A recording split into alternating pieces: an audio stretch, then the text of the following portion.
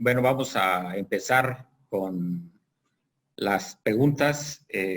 Por aquí, bueno, me toca moderar ya este evento. Vemos y hemos escuchado 5 ponentes con diferentes opiniones, algunas contrastantes, y sobre todo presentaba una serie de datos, marcos de referencia, problemática y sobre todo contradicciones y posibles soluciones. De hecho, en un segundo panel nos vamos a... es el primero que sería más relacionado con la problemática, con datos, y en el segundo sería más, bueno, las posibles soluciones sin consenso, ¿no?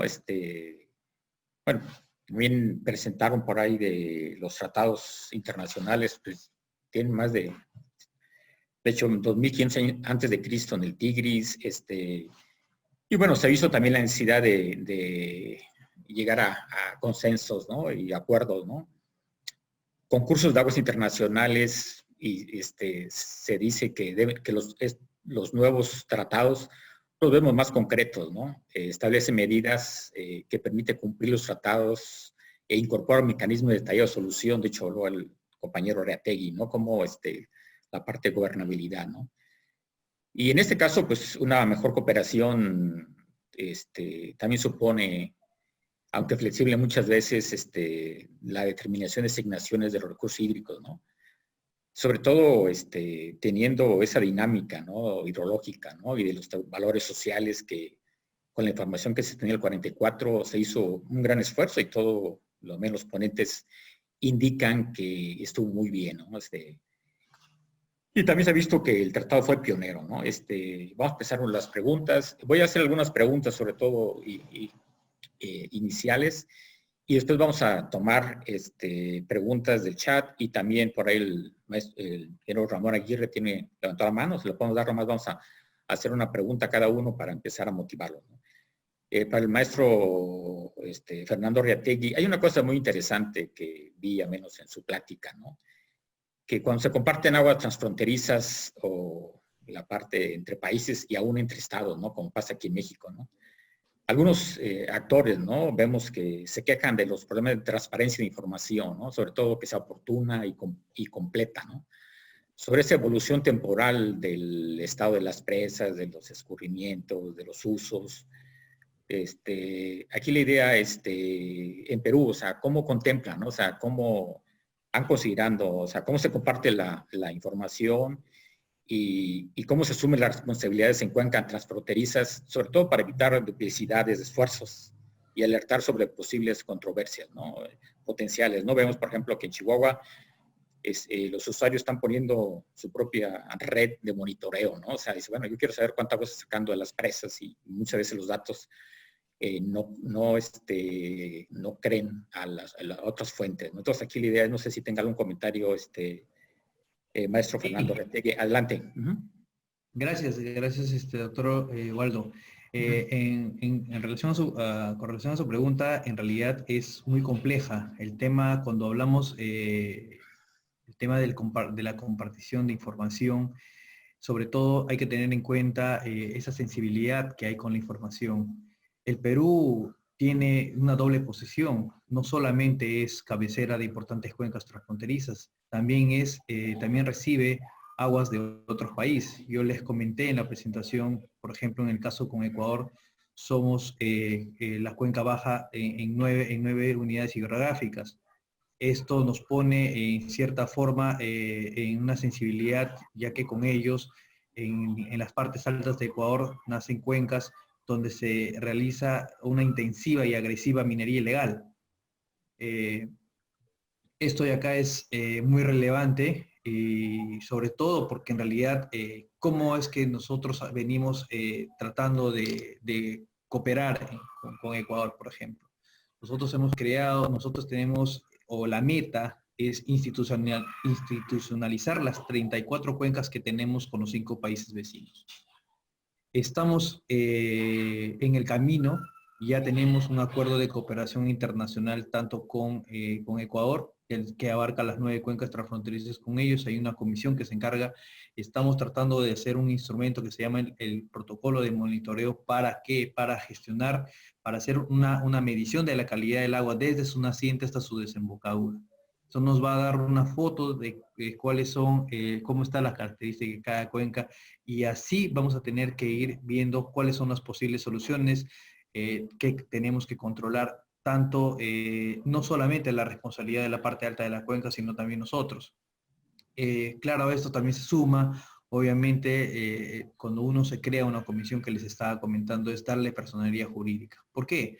Porque muchos de estos proyectos necesitan inversión para generar de repente sistemas de plantas de tratamiento o de repente un parque industrial de relaveras para cuando se trata de tema de minería, donde se pueda generar todas las pozas de relave. Entonces, ver las maneras de inversión y sobre todo cuando países como Ecuador, que actualmente pasa una de las crisis económicas más fuertes en de los últimos años. Entonces, todo ese tema es importante tener en cuenta. Sobre todo también, otra característica importante es que el fortalecimiento desde la creación de las autoridades del agua acá, de la Autoridad Nacional del Agua, es el trabajo de ellos muy importante. Se ha fortalecido tanto.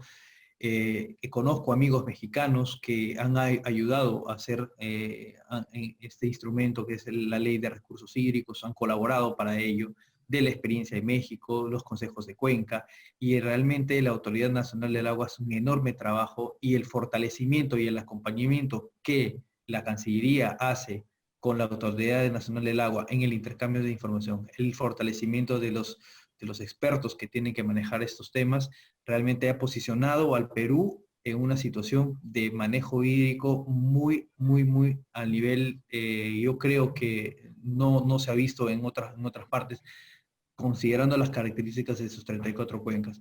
Estamos analizando con Bolivia, con Chile, estas características, y en realidad estamos saliendo de estos pequeños puntos de eventuales conflictos a través de la cooperación.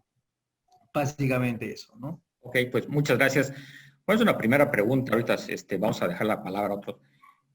Yo creo que ellos, la parte que presentó el maestro Rodrigo es muy importante, ¿no? O sea, sobre todo la parte histórica, ¿no?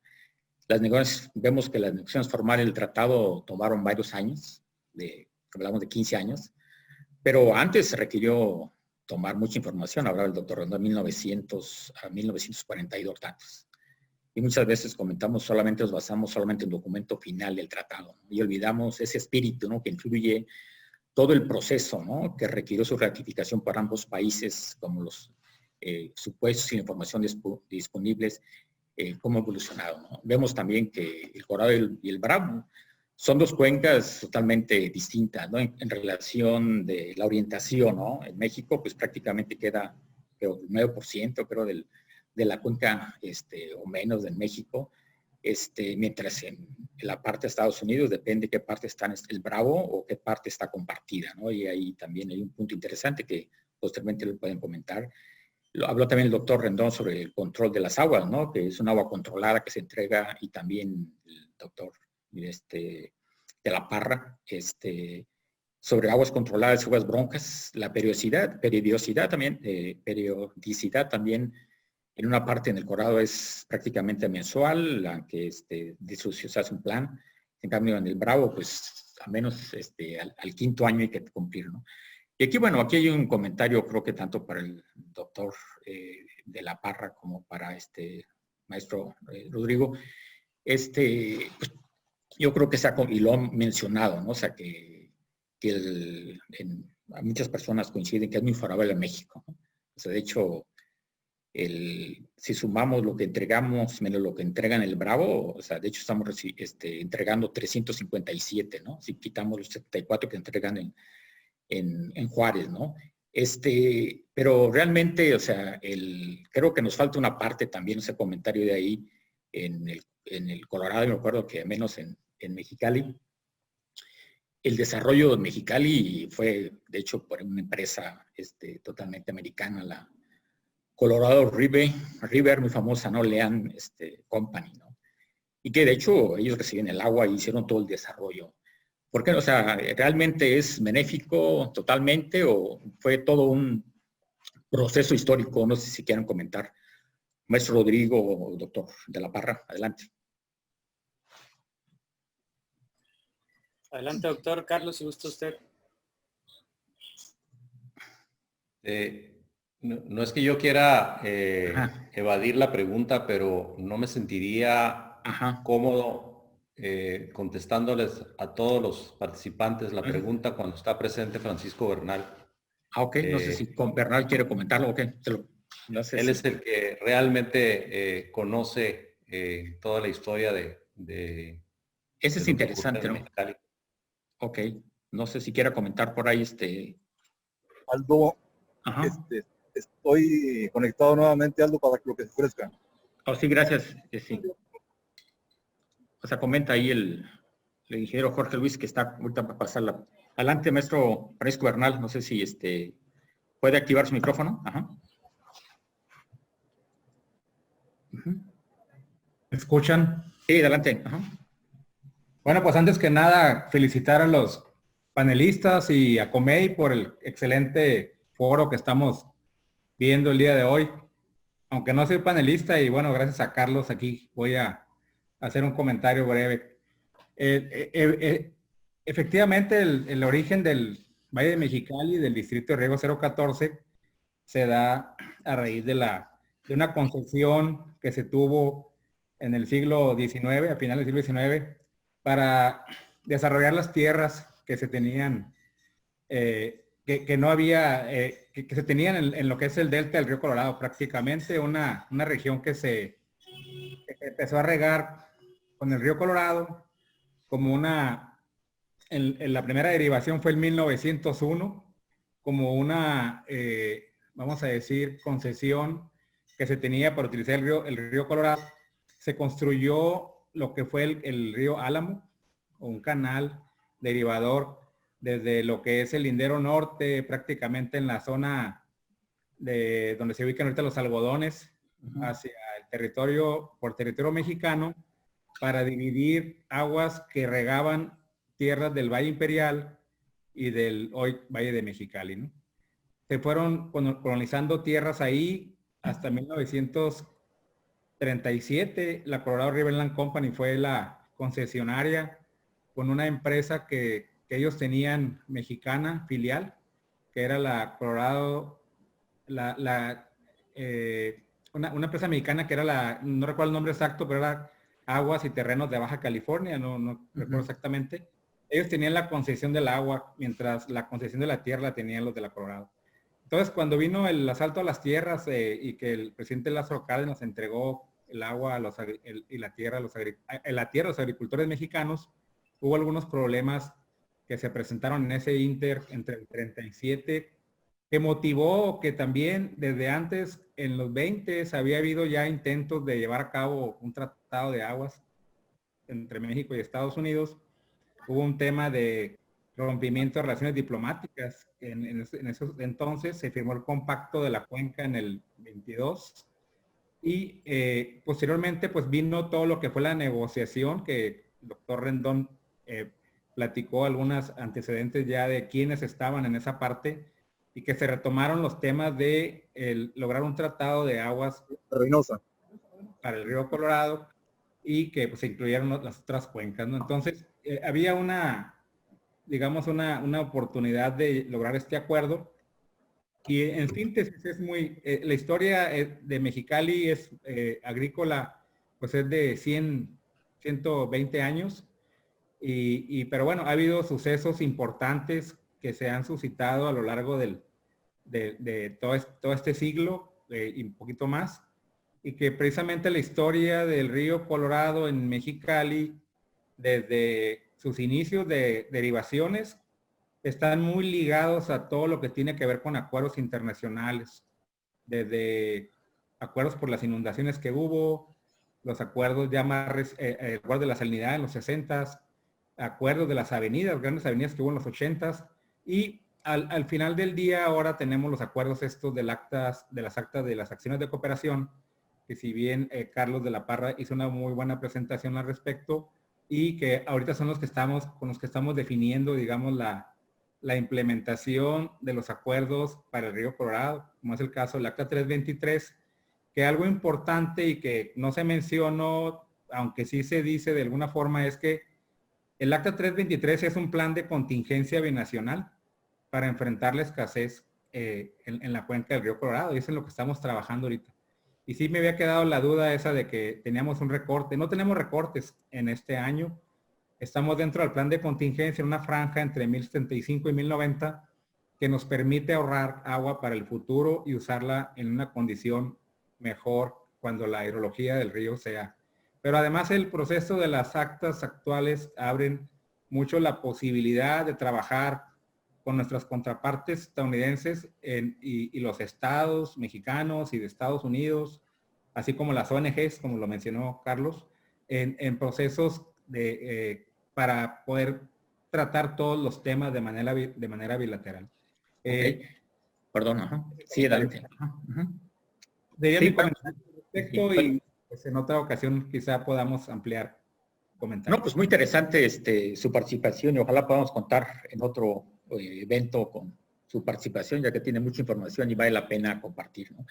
Bueno, me pide ahí el ingeniero Jorge Luis López Martínez, él está yendo rumbo al aeropuerto y no sé si quiera comentar, posiblemente va a perder ya la comunicación. Pues ingeniero, pues no sé si quiere hacer un comentario final, ya que va a ser difícil que se conecte. Sobre todo nos gustaría... Sí, lo escuchamos. Lo que importante aquí, sobre todo desde su punto de vista, sería bueno, pues, ¿qué se debe de hacer, ¿no? Para fortalecer esa colaboración, ¿no? Entre los diferentes actores, ¿no? Involucrados. La idea es alcanzar consenso, ¿no? Hay que privilegiar el diálogo. En esas divergencias, ¿qué propone, no? O sea, yo creo que es una parte interesante de su punto de vista y sobre todo como productor de Tamaulipas, que pues todo implica que van a estar muy afectados. Adelante. Sí, por supuesto, una disculpa, tengo que moverme al aeropuerto, ya estoy acá en el aeropuerto, pero miren, precisamente el primer paso para llegar a acuerdos es resolver las divergencias de fondo, que todavía hoy persisten, aunque ya fueron aclaradas desde 1945. Hay que tener muy claro que en la parte jurídica, Ernesto Enríquez Coiró, no Ernesto Rodríguez Luis, él decía que el estudio del ingeniero Oribe Alba era un documento soporte para el tratado, pero que el tratado ya era un documento definitivo que daba derechos a perpetuo y por lo tanto las cifras determinadas en el tratado ya no eran sobrantes, eran cifras definitivas. Y ahí es donde hay que estar de acuerdo, porque si seguimos pensando en que con sobrantes vamos a cumplir el tratado, no vamos a llegar jamás a un acuerdo. Hay que tener muy claro las divergencias, hay que sumarnos a tener acuerdos, yo por eso decía, yo me daba por servido si entendíamos como país que lo que se le asigna a Estados Unidos es un volumen que ellos tienen por derecho. Es un derecho que corresponde a los Estados Unidos. No podemos con cosas de leguleyas infundadas decir que porque no... Se perdió la señal, ingeniero. Ajá. Ah, caray. Bueno, ya, pues adelante, ya se perdió como unos 10 segundos, adelante. Estoy en el aeropuerto. Para estar. Sí, adelante. Yo decía en mi intervención que me daría por satisfecho si nos queda claro que el agua que se le asigna a los Estados Unidos no son aguas mexicanas, no tienen el dominio de México. Son aguas que constitucionalmente corresponden a los Estados Unidos y así está dictaminado en el Senado mexicano. Entonces tenemos que decir primero que esa agua no es de México, tenemos que respetarla y después con el agua de México, Waldo, ver qué podemos hacer. Y cuando sea poquita, tenemos que repartirnos en todos poquita. Mira, ahorita, si no se cumple el tratado este año, el próximo año Chihuahua tendrá un volumen de agua equivalente a lo que entre al sistema de Conchos de aquí a noviembre. Pero si no se cumple el tratado, el Bajo Bravo no tiene 1 litro de agua. Repito, no tiene 1 litro de agua. Eso es inequitativo, eso es dañar a terceros, eso va en contra de la ley. Entonces tenemos que entender primero que las divergencias que hoy existen ya fueron aclaradas en su oportunidad legalmente. Y ahí están los documentos, Waldo. Aclaremos las divergencias, pongámonos de acuerdo y nosotros sumamos a la buena voluntad de hacerlo. Yo tengo 20 años haciéndolo, ¿eh? Las canas que tengo me salieron ahí. Me salieron buscando acuerdos que no hemos logrado avanzar. Por eso decía hace un momento que me siento corresponsable de lo que hoy pasa en Chihuahua, porque no hemos tenido la capacidad de entender el problema para buscar soluciones. Sería mi comentario, Waldo. Pues muchas gracias. Sí. Sale, muchas gracias, ingeniero. Bueno, continuamos. Le voy a hacerle una pregunta, no sobre todo para cada uno de ellos y para después darle la palabra a hay varias preguntas, esperamos que nos dé tiempo. Y una parte, ingeniero, luego el doctor de la Parra y también Rodrigo, sobre todo la historia de las diferentes actas, ¿no? Se habla mucho que negociar o renegociar es muy difícil, si no, pues todo sería a través de actas, ¿no? Si pudiera ahí, doctor, comentar, ya ves que habla mucho qué nuevas actas, ¿no? Sobre todo reglamentar, ¿no? En aguas subterráneas, sobre todo, que ha impactado mucho ahí con el canal todo americano, pues se habla más bien de las actas de compartir información de calidad y toda la cosa, pero como qué actas faltarían, tiene que ver con la parte de cambio climático, de sequía, yo creo que tiene algo interesante.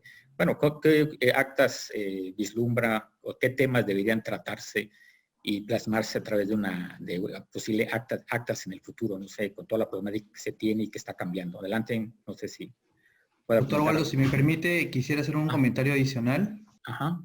A ver, ¿quién sí, es? Sí, habla Fernando Arriategui. Sí, adelante, sí. Sí, en realidad, solamente para un punto importante, yo he estado escuchando las presentaciones en el tema de México y la experiencia en cuanto a su tratado del 44 es bastante importante.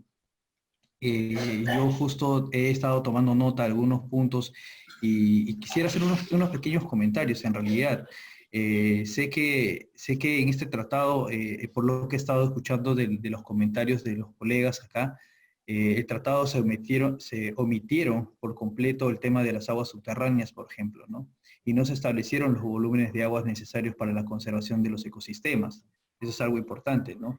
Entonces, después por ahí mencionaban también que esa percepción que existe en cuanto a por qué el agua, o se menciona que el agua es de Estados Unidos y no de México, cuando el agua, yo creo que la percepción nace porque en la parte baja del río Colorado solo se recibe agua cuando Estados Unidos libera los volúmenes de agua, no por encima de lo establecido en el tratado. Entonces creo que esa percepción que se tiene sobre por qué el agua es de Estados Unidos o por qué se percibe que el agua viene de Estados Unidos, me imagino que debe ser por esa parte. Otro punto ahí que luego obviamente que estaba mencionando el doctor Parra, uno de los puntos que mencionaba en cuanto al acta del 319, en cuanto al temblor que causó los daños importantes, por ejemplo, sabemos en los canales de irrigación en el Valle de Mexicali, le dio la oportunidad de firmar esta acta, que creo que el nuevo modelo del manejo internacional de las aguas por medio de los mercados internacionales de las aguas entre ambos países. Pero en virtud efectivamente de esta acta, se contempló la posibilidad para México de almacenar agua en el lago Mead. Sin embargo, considero que México podría de repente almacenar volúmenes de agua en este lago si los niveles máximos del lago lo permitieran, los cuales podría México de repente utilizarlos en todo momento. Entonces, yo creo que podría ser uno de los puntos interesantes a poder revisar en el tratado. Y para terminar mi comentario, simplemente podría ser, por ejemplo, la creación de este Banco Internacional de Agua en la cabecera de los Estados Unidos crea de alguna forma más inequidad, veo yo, entre los dos países y abre paso a un comercio internacional de aguas que solo parece beneficiar a los Estados Unidos o a los estados ribereños, en este caso estadounidenses, en la búsqueda de nuevas fuentes de aprovisionamiento. Eso en realidad, y uno de los tratados siempre es más importante generar estos marcos internacionales y es muy interesante la experiencia que ustedes tienen. Gracias. Muchas gracias. No sé, doctor de la Parra o un comentario para dejarle el ingeniero Ramón Aguirre. Está ansioso por hacer un comentario o preguntas, pero adelante. No sé si quieren comentar algo. Sí, cómo no. Son buenos los puntos que comenta Fernando Arriategui. Pero el Tratado de 1944 es sobre aguas superficiales, por eso no contempla el agua subterránea. Hay otro elemento que hay que tomar en cuenta en el sentido de cómo podría ser el arreglo entre México y Estados Unidos en materia de agua subterránea. En México el agua es de la nación, la controla el gobierno federal de México, concesiona el agua para usuarios. Es decir, que México estaría en posibilidades de entrar en un acuerdo sobre aguas subterráneas, solo que en Estados Unidos el propietario del agua subterránea es el propietario de la tierra. Es decir, la propiedad del agua subterránea en Estados Unidos está atomizada completamente. México no tendría entonces forma de llegar a este acuerdo. Lo que me parece a mí que tenemos que poner sobre la mesa, ponerlo en el radar, contemplarlo y empezar a explorar es una visión moderna, una visión nueva sobre el recurso que estamos hablando, porque el recurso en efecto es un recurso compartido y los recursos compartidos los percibimos como recursos compartidos entre naciones. Pero la realidad es que no es así. El caso del Río Colorado, el encuentro de México es con 7 estados. En el proceso de la discusión, nosotros vemos diferencias entre California y Arizona. Arizona, por ejemplo, asume todas las cortezas que pudieran existir en materia de agua a nombre de California, por un acuerdo político entre ellos. Pero a lo que voy es que este concepto de soberanía nacional, pues es formidable, pero la soberanía reside en el pueblo. Y si nosotros pensamos que estamos hablando de un recurso natural que no percibe una línea imaginaria conocida como una división política, yo creo que tenemos que empezar a pensar en otro modelo. Y este modelo puede ser descrito, yo lo podría describir como moderno, pero en realidad es sumamente antiguo y tiene que ver con prácticas milenarias de manejo de recursos compartidos. Esto lo escribe, por ejemplo, en un libro seminal sobre manejo ambiental que se llama Governing the Commons, escrito por Elinor Ostrom y que dicta 8 principios bajo los cuales podríamos nosotros iniciar un acuerdo sobre el manejo de propiedades comunes, propiedades compartidas.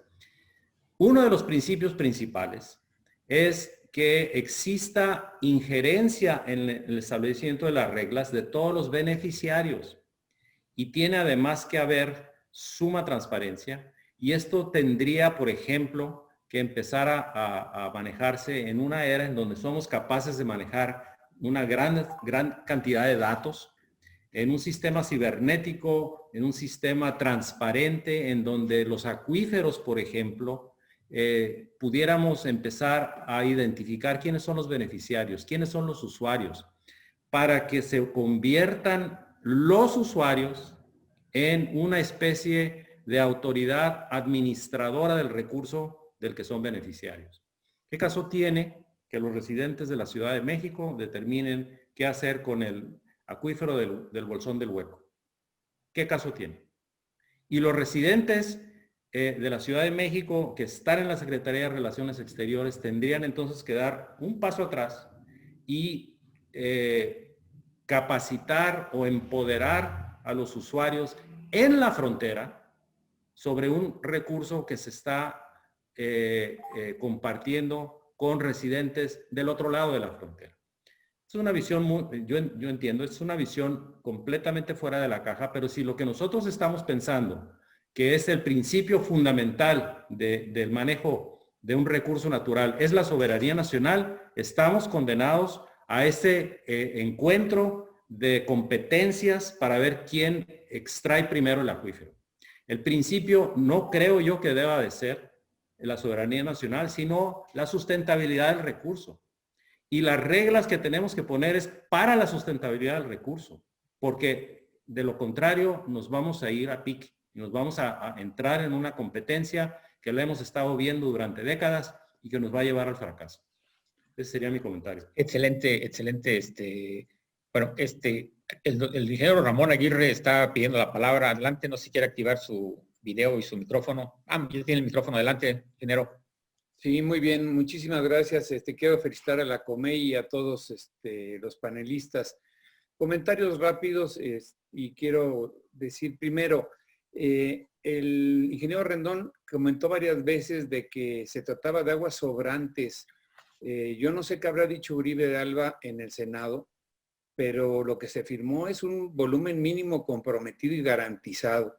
Entonces, ese es un tema que debemos tener claro. Ahora, lo que yo quisiera reflexionar y quisiera escuchar la opinión de algunos panelistas es sobre este tema. Primero, el origen del problema es un incremento de la demanda.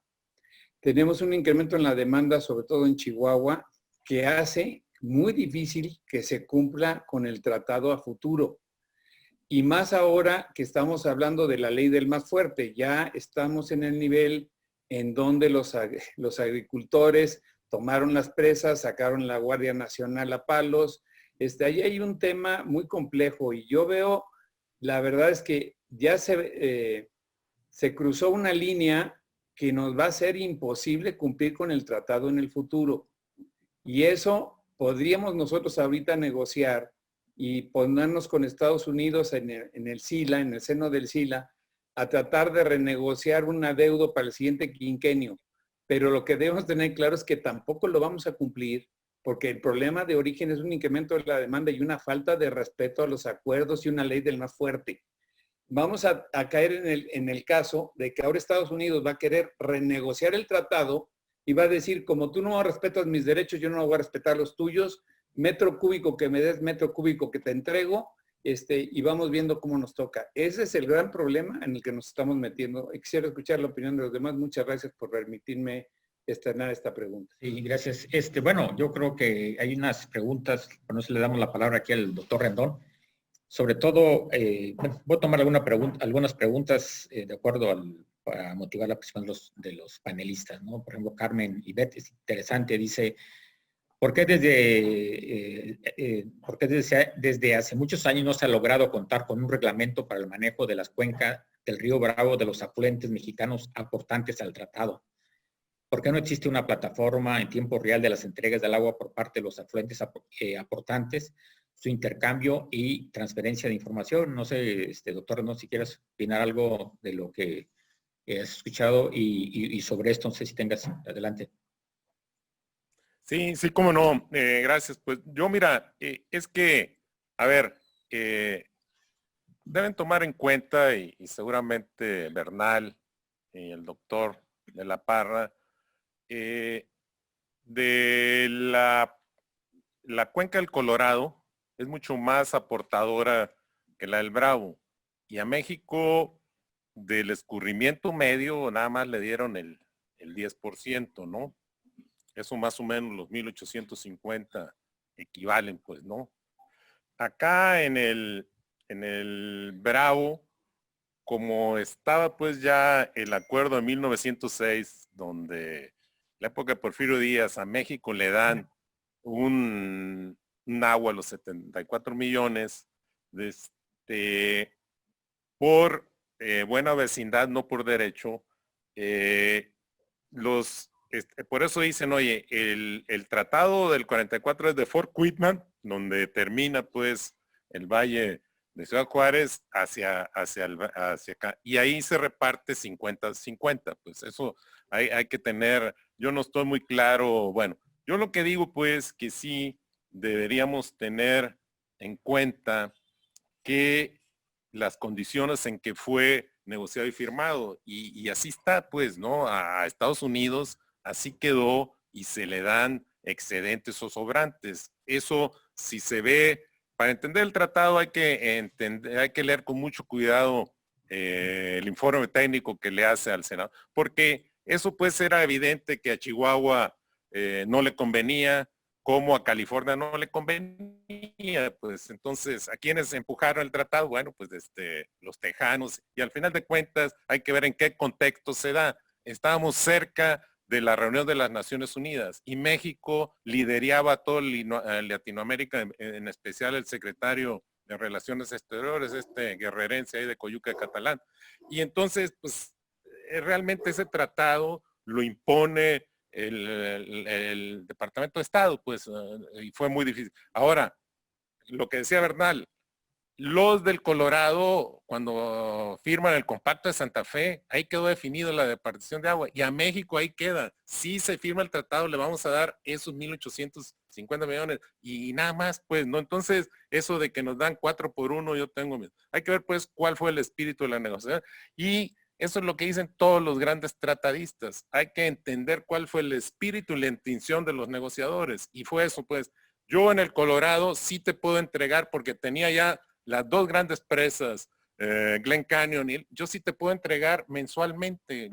Y en cambio tú acá, pues no podías, pues, por ese régimen. Entonces, esa fue la intención. Ahora, siempre ha existido que, pues, ¿qué va a pasar? Que lo que le preocupa al ingeniero Aguirre, oye, que denuncien el tratado ante la Corte Internacional. Bueno, pues sí, habrá un panel y pues se va a mostrar que se está cumpliendo el tratado. Ahorita, sí, pues yo veo difícil que yo, pues, y eso me preocupa mucho, pues, que asignaron más agua de la que había el 1 de octubre en el Bravo, en las presas internacionales. Ahora, hay que ver, pues, también cuál es el contexto de los derechos. Sí tienes tú el tratado, pero tienes la Ley de Aguas Nacionales. Si ustedes ven los títulos de concesión que se dieron en la ley del 92, hablan de una fuente. Los títulos de concesión del 05 habla de la fuente, las presas Boquilla y las Vírgenes. Y vean qué dicen los títulos de concesión del 025.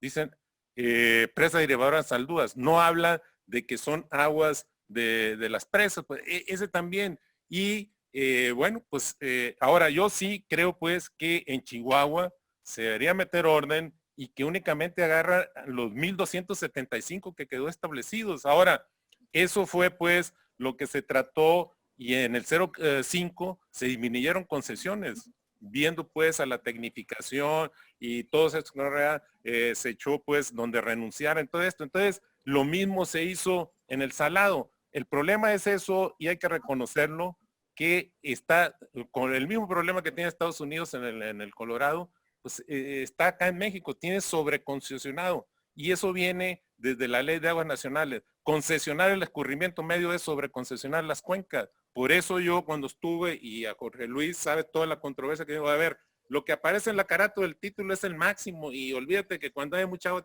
no, eso, pues, yo creo, y yo sí veo muy difícil. ¿Y qué va a pasar, pues, el año que entra? Ahí está cuánto tienen las presas internacionales, y acuérdense que el año agrícola empieza el 1 de octubre. Yo veo difícil que de aquí al 1 de octubre te llegue. Entonces, sí, pues, yo creo que sí hay que respetar las condiciones en que fue negociado, ¿no? Y fueron excedentes, y eso hay que decirle, y eso Estados Unidos, pues, quisiera que como el Colorado cada año le tuviera con los 431, y eso, pues, no fue firmado así. Ese sería mi comentario. Gracias. Bueno, ahí ya el ingeniero Jorge Luis está desesperado, quiero opinar y comentar. Bueno, adelante. Solamente también aquí hay una pregunta que es interesante, dice que le hace Juan Carlos Morales, ingeniero Jorge Luis, que si puede tocar el tema del acta 234, ¿cómo afecta a la parte baja de la cuenca? Y adelante, su comentario. Waldo, ¿Sí? Si me permitieras, tengo 5 minutos para abordar para un comentario. Sí, adelante. Del foro. Sí, adelante. Sí, adelante, ingeniero Jorge Luis, lo escuchamos. No, ya creo que se perdió ya. Bueno, ya se perdió, no sé si alguien quiere comentar aquí, de los que están aquí, los panelistas. Rodrigo, ¿algún comentario de lo que hemos? Sí, a mí me gustaría comentar nada más. Primero, sé que va a haber otro panel, igual estaría interesante que se toque el tema del agua subterránea, tanto los acuíferos que ya estén identificados como los de la misma región de las cuencas, para que puedan hacer alguna similitud y ya puedan entrar más a detalle con el tema de agua subterránea. Y respecto a lo que yo considero que viene, pues que ya se está trabajando, que ya se ha tocado el tema acorde a las investigaciones que me tocó realizar, es que así como todos mencionan que el Colorado ya está reglamentado y fue más fácil, es necesario también que en este caso, pues acá se considere que pues el río Bravo es necesario que se reglamente, ¿no? Y se ha tenido, hay procesos desde el 2008, la reglamentación que no se ha concluido porque tuvo cambio de personal con agua, cambió quien estaba haciendo las propuestas, etcétera. Pero sí es importante primero que, pues para empezar, en el río Bravo se tenga un reglamento para que se tengan las condiciones claras y que pues en esas reducciones parejas que se mencionaban ahí por algunos de mis compañeros panelistas, pues puedan hacerse en su momento, ¿no? Y la otra es que pues el tema de una futura posible renegociación o cuestiones de ese tipo, yo creo que lo que vendría de lo que ya se ha tocado y que sé que se ha tocado en la SILA es que pues se quiere utilizar un esquema parecido al que se está utilizando en el Colorado, de generar algunos ahorros o cuestiones de contingencia para cuando pues verdaderamente se pongan de acuerdo bajo un parámetro de lo que va a ser sequía extraordinaria y no. Eso es lo que yo quisiera comentar y agregar y pues lo demás, gracias. Okay. Muchas gracias. A ver, ingeniero Jorge Luis, ahora sí esperamos que... Adelante. Ingeniero Jorge Luis, adelante. Sí, adelante. Sí, no tiene... adelante. Ya. Sí, adelante. Repito que el tema central... ¿Me escuchan? Sí, adelante, adelante. Sí, mira, yo creo que el tema central ¿Sí, me escuchan? Sí, adelante. ¿Sí me escuchas, Waldo? Sí. Mira, el tema central es precisamente arreglar la divergencia que tenemos hoy y que fue una divergencia que surgió en 1945. O sea, no se paga el tratado con sobrantes, eso fue lo que exigió Estados Unidos que quedara claro. El abogado Ernesto Enríquez Coiró dijo en el Senado que el estudio era un soporte técnico para el tratado y tenía su peso jurídico, pero que el tratado era de orden constitucional, que los números del tratado ya no estaban supeditados al estudio y que México tenía la obligación de dejar escurrir aguas que le correspondían a Estados Unidos. Mientras eso no lo aclaremos, ahí tenemos a la gente en Chihuahua confundida, y diciendo que agua del Conchos es de Chihuahua. Eso tenemos que arreglarlo, Waldo. Lo último, efectivamente el agua en México la tenemos condicionada para lo disponible después del 1 de octubre. Pero si no se deja escurrir el agua del tratado, el 1 de octubre no habrá una gota de agua para Tamaulipas. Y yo me despediría diciendo, Waldo, que el Acta 234 tiene una larga historia. Hoy se está aplicando mal. Yo te sugeriría que a lo mejor el puro tema del Acta 234, Waldo, daría para un Zoom muy interesante. Me despido a sus órdenes y con la buena voluntad de llegar a acuerdos. Gracias, Waldo.